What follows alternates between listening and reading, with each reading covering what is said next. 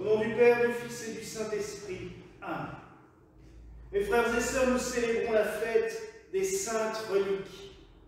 Encore une fête malheureusement oubliée de nos jours et qui pourtant a toute son importance et toute sa saveur en cette octave de la fête de la Toussaint.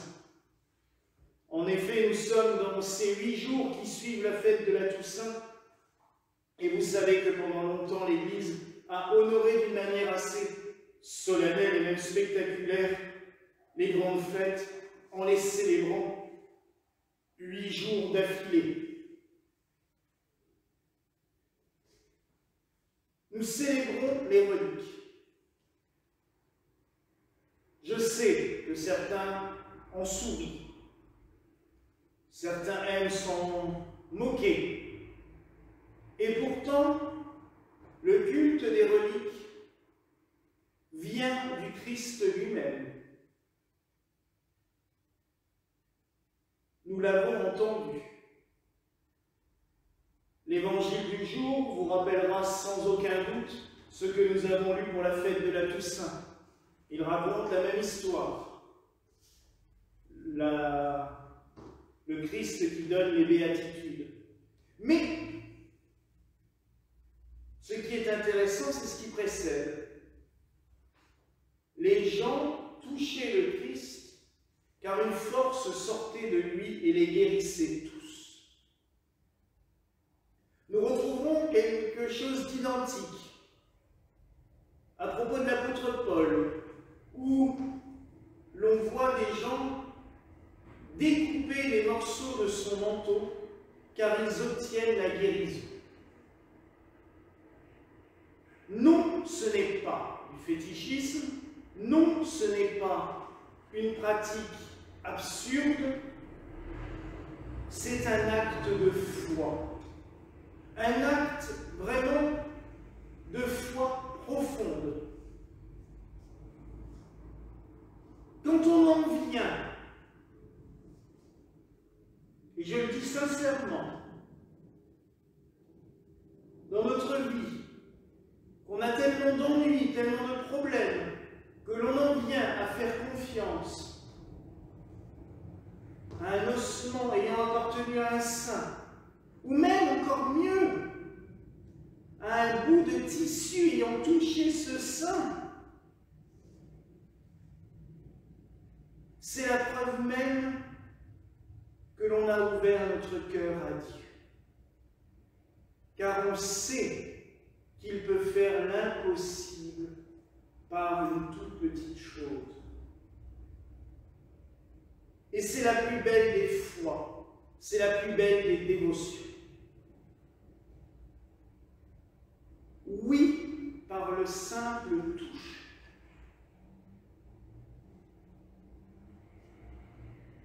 D'une relique, on peut obtenir la guérison. Je ne ferai pas ici la liste des milliers et des milliers de miracles qui ont eu lieu depuis 2000 ans. D'abord sur les tombeaux des martyrs. C'est la première forme de dévotion aux saintes reliques, c'est cela, de célébrer la messe sur le tombeau des martyrs. Et c'est pour cela que dans toute église, logiquement dans toute église, dans la pierre d'autel, il y a une relique. Ici, nous en avons plusieurs même.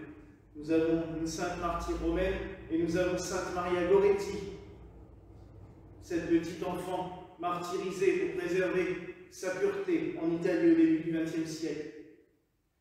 Dans l'autel de Saint Joseph, nous avons aussi une pierre d'autel consacrée. C'est le premier culte des reliques qui existe au monde. Et très vite, on est venu prier sur les tombeaux des martyrs, puis sur les tombeaux de ceux que l'on considérait comme des saints, au point qu'on les a sortis de leurs tombeaux pour les mettre sur des autels. C'est nos reliquaires, cette tradition.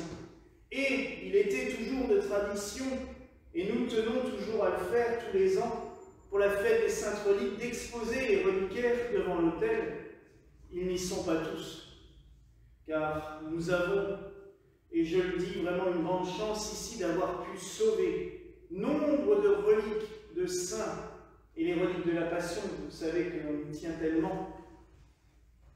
Nous avons pu en sauver des dizaines et des dizaines, il y en a encore plein sous l'autel qui n'ont pas de reliquaires ou juste des petits cadres. Et on ne va pas faire un étalage non plus, ce n'est pas le but, mais c'est tout simplement de les vénérer, de les honorer.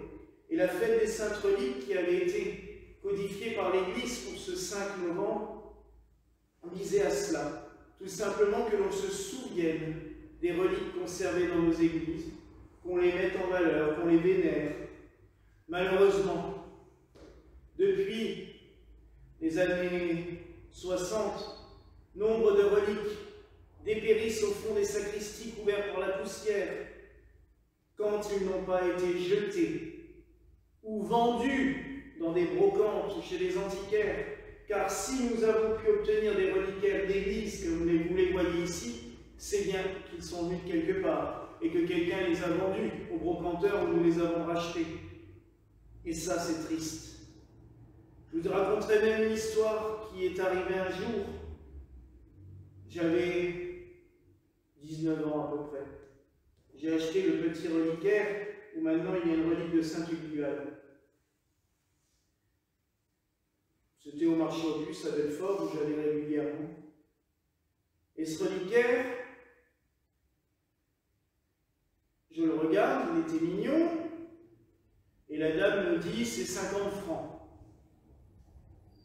Je dis ok. Je dis c'est dommage, il n'y a plus ce qu'il y a dedans. Ah, les poussières qu'il y avait là-dedans, j'ai tout jeté. Imaginez ma tête, même à 19 ans. Et je lui ai dit, mais vous savez, avec ce qu'il y a dedans, j'aurais peut-être acheté plus cher, parce que je voulais juste la faire bisquer un petit peu. Parce qu'on n'a pas le droit, logiquement, de vendre et d'acheter des reliques. Mais il est quand même préférable pour des chrétiens, quand ils voient des reliquaires sur les marchés aux puces, de les acheter et de les amener dans les églises les plus proches. Elles sont mieux conservées dans des églises que vendues. Il faut bien en être conscient. Et j'espère que vous y veillerez. Prier devant les reliques, comme je vous l'ai dit, c'est un acte de foi. Il faut juste faire confiance. Notre région, l'Alsace, a des saintes reliques. Sainte Odile, nous avons son corps comme Sainte Odile. Nous avons d'autres saints un peu partout. Nous avons le tombeau de Saint-Ludan, le tombeau de Saint-Maurent à Altkirch. Beaucoup de saints ont évangélisé notre terre. Malheureusement, c'est vrai que la réforme en a fait disparaître beaucoup aussi. Mais nous avons aussi des églises qui contiennent un très grand nombre de reliquaires. Je pense à la chapelle du Rédempteur à Tirenbach, où il y a sur le côté des centaines de reliquaires que les différents recteurs ont collectionnés pour montrer tout simplement la plénitude de la communion des saints en ce sanctuaire. Oui, mes frères et sœurs, quand vous allez dans les églises, n'hésitez pas à regarder. Des fois, les reliquaires sont dans des coins un peu sombres, un peu cachés. On ne veut pas les montrer, ou alors on les met pas en valeur. Mais il y a quand même toujours quelque chose. Une relique d'un saint, ce n'est pas rien. Nous ne vénérons pas non plus l'objet en lui-même, nous vénérons ce qu'il représente. Une relique d'un saint, c'est un morceau du corps d'un saint. Le corps qui a été temple de l'Esprit Saint. C'est cela. Quand nous vénérons une relique, nous vénérons celui à qui il appartenait, mais surtout, nous vénérons celui qui est descendu en plénitude dans ce saint ou cette sainte. Quand nous vénérons le manteau de Saint Joseph qui est conservé sur l'autel de notre saint patron, ce n'est pas ce bout de tissu que nous vénérons. Nous vénérons Saint Joseph, qui a reçu l'Esprit Saint en lui, qui a fait de lui un saint. Quand nous vénérons les reliques de Sainte Alphonsine, Tugdual, Sainte Thérèse de Lisieux, le curé d'Ars, les saints du Canada, tous ces saints que nous avons. Nous vénérons Dieu en eux. Nous vénérons ces personnes qui nous ont emmenés vers Dieu tout au long de leur vie et qui continuent à nous conduire vers Dieu. La prière ne s'arrête pas devant le reliquaire, elle continue. Si je prie Saint Joseph ou que je prie un saint, ce n'est pas à lui que je m'arrête. Même si Saint Joseph fait beaucoup pour nous, mais ce n'est pas lui. Nous lui demandons de porter nos prières à Dieu. Alors oui, mes frères et sœurs, en ce jour, vénérons les saintes reliques. Demandons à tous les saints du ciel de nous aider, de nous accompagner, de nous soutenir. Et nous en avons des raisons. Oui, nous en avons.